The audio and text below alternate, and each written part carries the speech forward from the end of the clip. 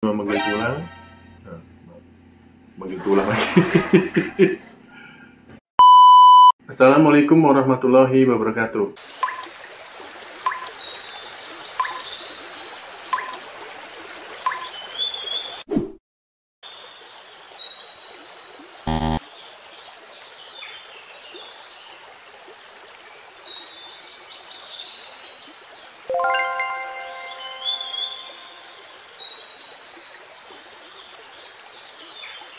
Akhirnya saya membuat juga episode kedua mengenai mengapa kita memelihara koi dibandingkan dengan binatang atau hobi yang lain.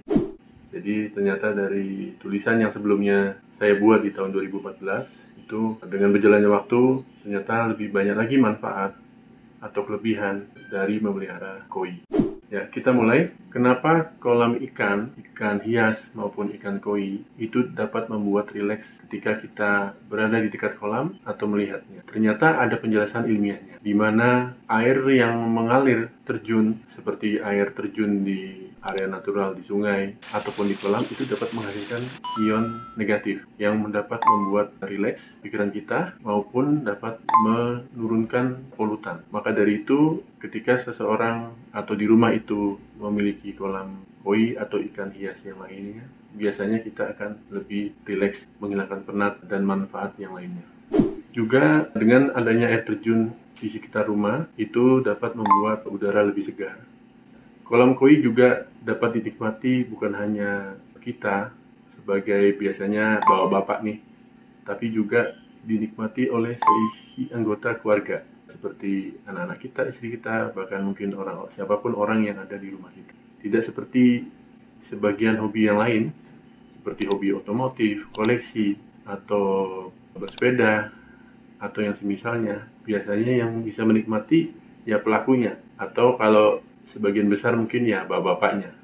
Kalau hobi masak ya biasanya ibu-ibu, ya kan? Atau anak-anak saat ini biasanya hobinya bermain game atau semisalnya. Nah, sedangkan ketika kita memiliki kolam koi, maka kita dapat menikmati, seluruh keluarga dapat menikmati kolam tersebut.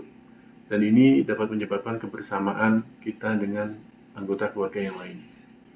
Dan juga kita dapat menikmati kolam koi atau kolam ikan hias ini kapanpun selama kita di rumah.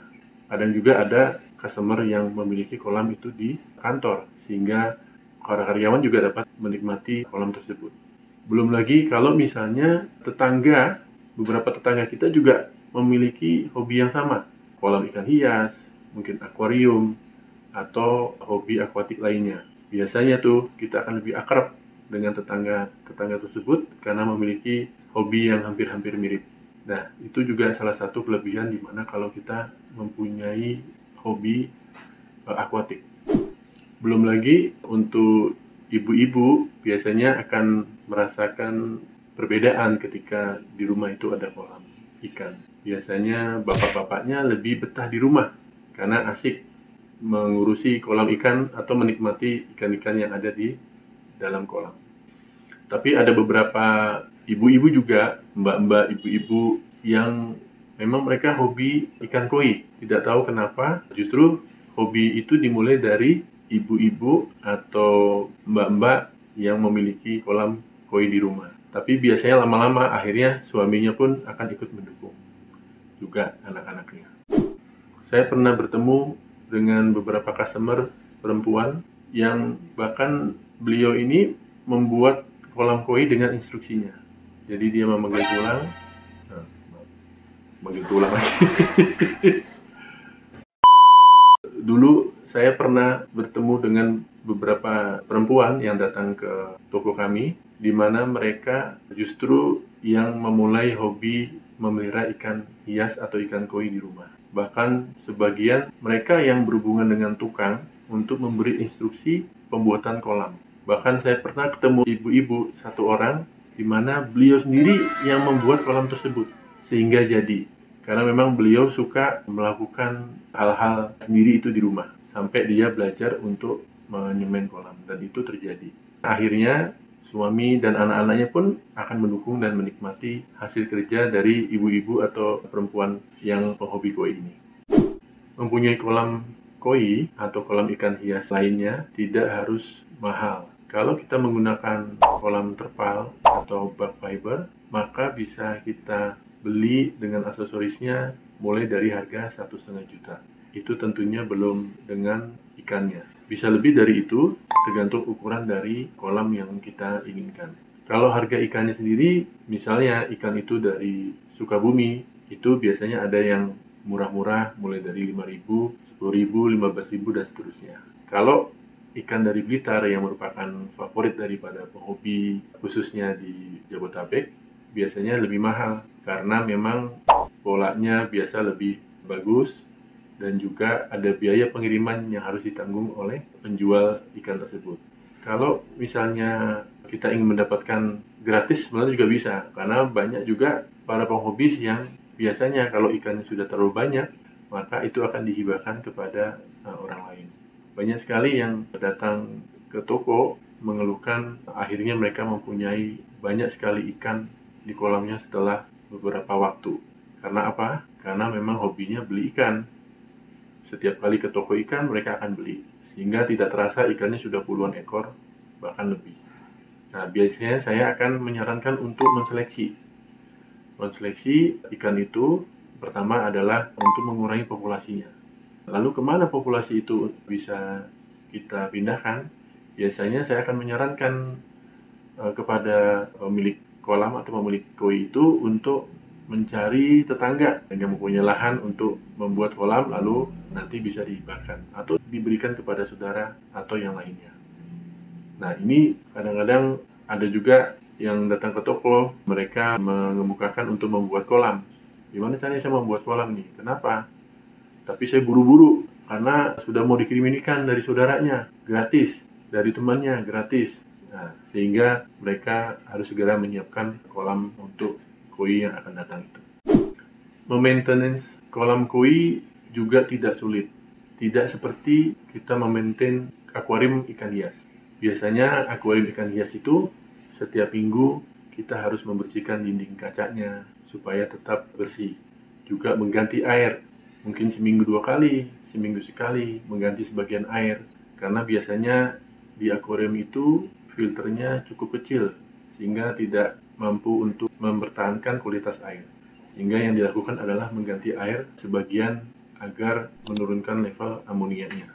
Berbeda dengan kolam ikan koi atau ikan hias lainnya yang dibuat ukurannya lebih besar, kita tidak perlu melakukan pengurasan.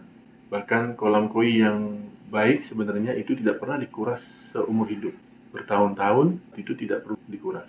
Makanya banyak penghobi yang akhirnya mempunyai lebih dari satu kolam. Kenapa? Ya karena saking mudahnya mereka memaintain kolam koi tersebut. Nggak ada ceritanya menguras kolam, membersihkan dindingnya, membersihkan lantainya, menyerok-nyerok kotoran. Nah, itu kalau kita lakukan hal tersebut berarti ada sesuatu yang salah dari kita mendesain atau mendapatkan informasi bagaimana caranya memaintain kolam. Di toko kami banyak sekali pelanggan yang datang mengeluhkan hal tersebut, sehingga mereka harus menguras kolam, membersihkan kolam, sehingga menjadi beban. Biasanya saya akan melakukan beberapa saran improvement untuk dilakukan di kolam. Nah, saran itu tanpa harus merubah struktur kolam, membongkar kolam atau merenovasinya. Dan hasilnya adalah mereka tidak perlu lagi setelahnya melakukan kuras-kuras atau bersih-bersih dinding kolam atau dasarnya. Ikan koi juga tidak seperti ikan hias yang lainnya karena memiliki varian yang banyak sekali. Lebih dari puluhan varian, dan pola-pola dari setiap varian itu bahkan tidak terbatas. Makanya beberapa penghobi pelanggan kami itu bahkan memiliki lebih dari satu kolam. Bahkan ada yang 3, 4, 5 atau lebih. Sehingga mereka dapat memelihara atau mengkoleksi koi puluhan, ratusan, bahkan ribuan. Paling nggak ada 4 pelanggan di toko itu yang memiliki sampai ribuan ikan. Dan ini memang karena antusias mereka dan kesenangan mereka untuk berburu atau mengkoleksi jenis koi maupun pola-pola yang banyak sekali. Dan ini juga tidak memberikan beban kepada mereka karena mudahnya maintenance kolam koi tersebut. Bagi sebagian penghobis yang sudah memelihara koi, biasanya mereka juga akan, karena sudah mendapatkan ilmunya, sudah mempraktekkan pemeliharaan ikan yang baik, biasanya mereka akan dengan mudah ketika mereka ingin melakukan budidaya atau pemeliharaan ikan yang lain seperti ikan konsumsi, ikan sidat, ikan nila, atau yang semisalnya, karena prinsipnya sama saja, kolam koi maupun beberapa tipe kolam untuk pembesaran atau budidaya kolam ikan konsumsi. Jadi selain mereka memiliki atau menikmati ikan koi, nanti ke depannya ketika mereka ingin mencoba untuk memelihara ikan yang lainnya, itu dengan mudah mereka dapat melakukannya. Sebagian pemilik kolam juga akhirnya mereka menjadikan hobinya itu menjadi usaha. Ada beberapa orang yang saya kenal, mereka di rumah punya kolam cuma satu, mereka melakukan pembesaran, lalu setelah besar, koinya mereka jual. Ada juga yang memang hobinya membesarkan ikan koi sampai besar dan mereka puas, lalu mereka ingin membesarkan ikan yang kecil lagi, maka yang besar itu dikeluarkan karena untuk menjaga populasi kolam agar tidak terlalu banyak. Nah, hal ini bahkan ada yang lebih dari itu. Mereka membuka budidaya ikan koi di rumahnya atau di lahan yang mereka miliki, dan akhirnya mereka membesarkan ikan tersebut, memasarkan, dan menjualnya. Ini banyak juga rata-rata yang terjadi di berbagai daerah di Indonesia. Ya, mereka memulai itu dari hobi. Karena memang ikan koi ini dan kolam ini memang memerlukan sedikit ilmu agar ikan koi ini tetap sehat. Kalau mereka mau belajar, maka akan mudah sekali mereka untuk kedepannya melakukan budidaya. Kesimpulannya, memelihara koi itu mudah, tidak sulit, juga banyak manfaatnya. Hanya saja memang sebaiknya sebelum kita memelihara atau memiliki kolam, ajak seluruh keluarga berdiskusi dengan mereka agar mereka juga antusias dan ikut menikmati ikan tersebut ketika kita sudah membuatnya di rumah. Jika ingin berkonsultasi lebih lanjut mengenai bagaimana cara memelihara ikan koi atau memiliki kolam, bisa datang berkunjung ke toko Jati Bening Koi. Deskripsinya nanti saya akan tulis alamat lengkap dan kontaknya. Dan yang terakhir, bertakwalah hanya kepada Allah. Yakinkan hanya Allah yang dapat menolong kita, dan Allah satu-satunya yang dapat menyelesaikan segala kesulitan kita. Terima kasih. Assalamualaikum warahmatullahi wabarakatuh.